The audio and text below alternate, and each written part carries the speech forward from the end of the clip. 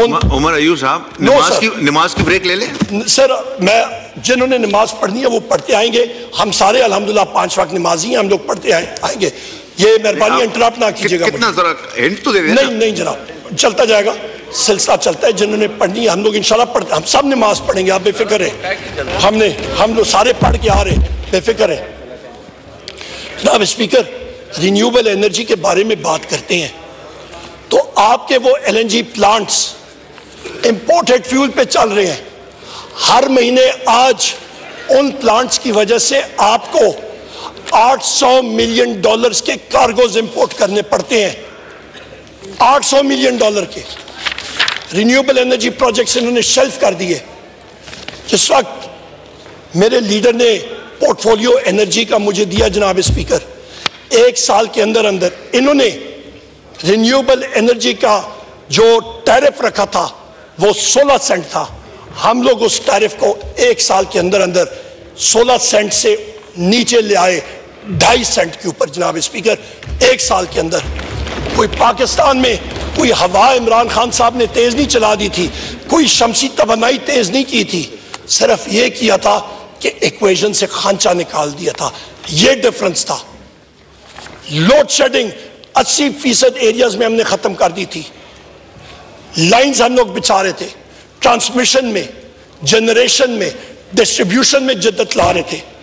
इनके पास तो जनाब स्पीकर ये कहते हैं कि जी हम लोग चोरी खत्म कर देंगे, प्रॉब्लम सॉल्व हो जाएगा। मसला ये है सर, मसला ये है कि इनके पास जो नुस्खे हैं इनको तो पता भी नहीं कि इशू क्या है।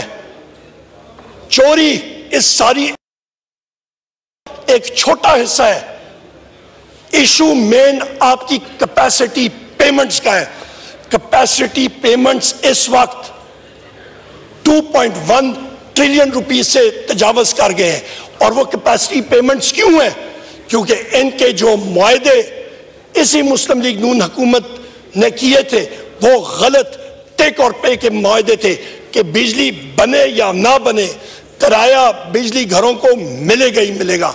खांचों से भरे हुए ये सारा कुछ था जनाब स्पीकर। ये वो वजह है, पाकिस्तान तहरीक इंसाफ के दौर पे बिजली की कीमत 17 रुपए यूनिट, आज जनाबे वाला बिजली 85 रुपए यूनिट पे पहुंच गई है। सर्कुलर डेट का बहाव हमारे दौर में माहाना तकरीबन 8 अरब रुपए के करीब करीब आ गया था।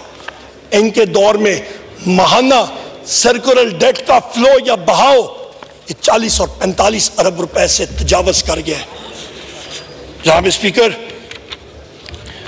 हमारे दौर पे एनर्जी की डिमांड बढ़ रही थी, तकरीबन 18% से इंडस्ट्रियल सेक्टर में एनर्जी की मांग बढ़ रही थी।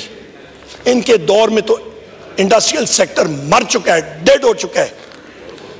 शरह सूद 25% को टच कर रहा है। Banks small and medium size enterprises के बारे में बात करते हैं तो 30 और 32% पे जब आप कर्जा किसी को देंगे वो खाक चलाएगा अपना बिजनेस। इनको बिजनेस के बारे में पता क्या है? क्या तो खाओ पियो प्रोग्राम के लिए आए हुए हैं। जनाब स्पीकर, तहरीक इंसाफ गवर्नमेंट ने एनर्जी सेक्टर को खोलने के लिए व्हीलिंग का सिलसिला शुरू किया। हमने कंपेटिटिव टैरिफ की बिडिंग का प्रोसेस शुरू किया। हमने जनाब स्पीकर एक नया इनिशिएटिव के बजाय इसके कि सरकारी बिजली खरीदे, हमने CTBCM उसको कहते हैं, competitive trading bilateral contracts market का सिलसिला शुरू किया जो इनसे चल ही नहीं सका। इनको पता ही नहीं है उसको क्या चलाना, इनका बैकग्राउंड नहीं है। आप किसी अनाड़ी को बिठा दें गाड़ी पे और उसको क्या गाड़ी चलाए, उसने क्या करना है? उस लोग पहले खड्डे में ही मारना है। इन्होंने तो मईशत की गाड़ी जो है वो खड्डे में ही मारी। और आप ये देखें कि LNG कॉन्ट्रैक्ट्स कतर के साथ हमने नए कॉन्ट्रैक्ट्स रीनेगोशिएट किए 10.2% ऑफ ब्रेंट। और उसके साथ साथ और एग्जैक्ट डेट जो यहां पे PM हाउस में हमने साइन किया था 27 फरवरी 2021 को, और इस कॉन्ट्रैक्ट की वजह से बाकी हुकूमतें जो आई हमारी बात, उनको फायदा ये हुआ है कि सर्दियों में कम से कम गैस अवेलेबल थी, मौजूद थी, और ना वो भी ना होती। और उसकी वजह से जो हमने कम रेट पे, जो हमारा रेट था वो 10.2% पे था। जनाब स्पीकर, आपकी तवज्जो चाहिए मुझे।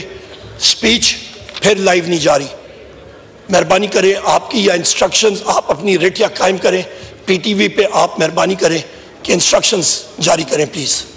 शुक्रिया। I need your instructions and ruling जनाब स्पीकर, प्लीज रूलिंग दे दें। अब अपनी स्पीच खत्म करें, I look into it. No जनाब स्पीकर, ये बात नहीं हुई।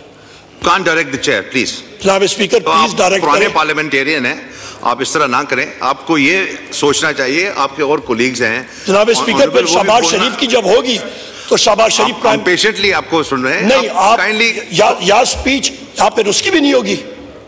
ये डेमोक्रेसी, मैं आपको इंटरप्ट भी नहीं करना चाह रहा हूं हमारे साहब। आप नहीं जनाब स्पीकर, मैं अपनी स्पीच मुकम्मल करूंगा, पर मैं ये आपसे एक्सपेक्ट नहीं कर रहा था। I am very sorry to say, I am very disappointed in your conduct. जनाब स्पीकर, यहां पे मैं बात करता चलूं कि 27 फरवरी 2021 को जब एक कॉन्ट्रैक्ट साइन हुआ तो तकरीबन पाकिस्तान को सालाना बचत 317 मिलियन डॉलर के लिए थी, और ये तकरीबन अगले 10 सालों के लिए पाकिस्तान को 840 अरब रुपए इमरान खान साहब की हुकूमत और इमरान खान साहब ने बचाए। ये होती है सेविंग जनाब स्पीकर, ये होता है सही कॉन्ट्रैक्ट्स, ना कि कैपेसिटी ट्रैप्स में और गलत कॉन्ट्रैक्ट्स मुस्लिम लीग नून ने जिस तरह किए थे। जनाब स्पीकर, मैं आपको ये भी बताता चलूं कि हमारा सेहत इंसाफ कार्ड था। सेहत इंसाफ कार्ड का उसको पता है जिसके घर में बीमारी होती है, जिसके घर में कोई बीमार हो जाए, उसको उस 10 लाख रुपए जो उसकी जेब में इमरान खान साहब ने डाला था उसका फायदा आता है।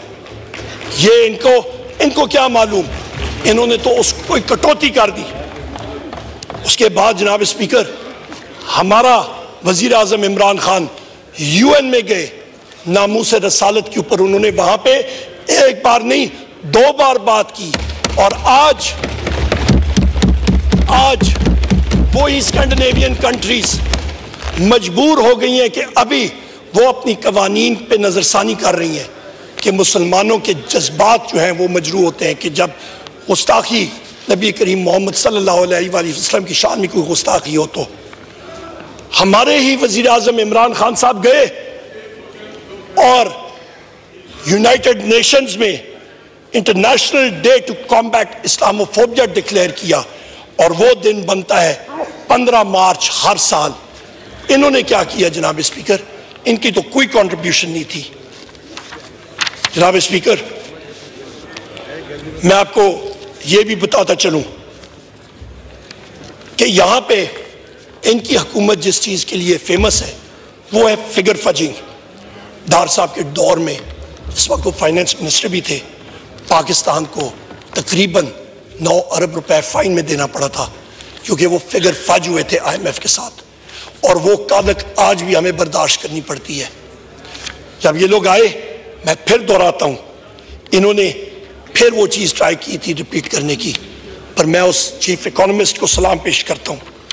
जनाब स्पीकर, ये बिजनेस एक्टिविटी के बारे में बात करते हैं।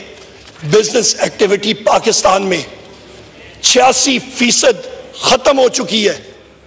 प्राइवेट सेक्टर क्रेडिट, ये बात कर रहा था शहबाज शरीफ के प्राइवेट सेक्टर में हम लोग क्रेडिट देंगे। कौन सा प्राइवेट सेक्टर में क्रेडिट जनाब स्पीकर? 86% एक साल में आपका प्राइवेट सेक्टर में क्रेडिट कम हुआ है, लोन्स कम जा रहे हैं। Business activity is dead in Pakistan. LCs जो आपका करंट अकाउंट पे कह रहे हैं हमने कंट्रोल कर दी है, वो कैसा? वो जुगाड़ लगा के मैन्युफैक्चरिंग सेक्टर को आप एलसीज खोलने नहीं दे रहे हैं, आपने आउटफ्लोज पे पाबंदी लगाई हुई है। इस तरह आप बिजनेस एक्टिविटी और इस तरह आप इकोनॉमी चलाते हैं। जनाब स्पीकर, यहां पे मैं ये भी बात करता चलूं कि IMF के बारे में इन्होंने बात की। IMF ने हमें अप्रोच किया पाकिस्तान तहरीक इंसाफ को पिछले साल, और उन्होंने कहा इमरान खान साहब को कि हम आपसे ये बात करना चाहते हैं कि आप इस प्रोसेस को सपोर्ट करेंगे। मेरे कायद, मेरे लीडर वजीर आज़म इमरान खान साहब ने कहा पाकिस्तान के लिए हम बिल्कुल सपोर्ट करेंगे, पर उस पर एक शर्त हम लोग रखना चाहते हैं कि पाकिस्तान के अंदर इस आइन के तहत फ्री एंड फेयर इलेक्शन होने चाहिए पाकिस्तान में। जनाब स्पीकर, यह एक शर्त थी। उसकी वजह, मैं इकोनॉमिक अफेयर्स का मिनिस्टर रह चुका हूं जनाब स्पीकर, और वहां पे सबसे अहम चीज ये होती है कि IMF lender of last resort होता है। IMF आपको इमरजेंसी का डॉक्टर है। आपका बाकी केयर जो है वो वर्ल्ड बैंक और ये इदारे आके आपको कर्जे देते हैं।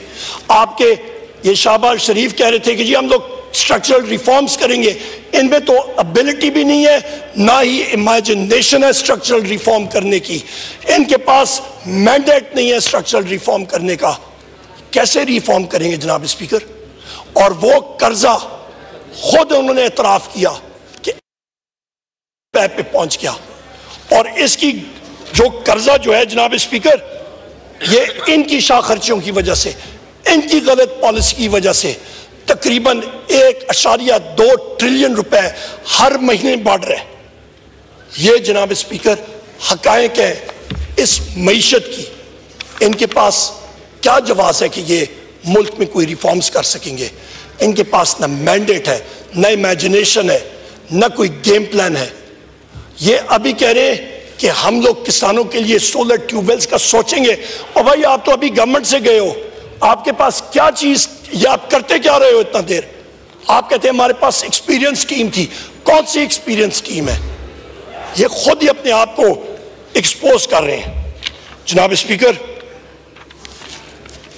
यहां पे मैं ये भी कहता चलूं कि इस वक्त IMF के हवाले से हमारी एक डिमांड है कि जो कर्जा पाकिस्तान की अवाम के कंधों पे आप चढ़ा रहे हैं, उसका सही इस्तेमाल पाकिस्तान की गयूर और गरीब अवाम के फलाह बहबूद के लिए होना चाहिए, ना कि आपके शाह खर्चियों के लिए।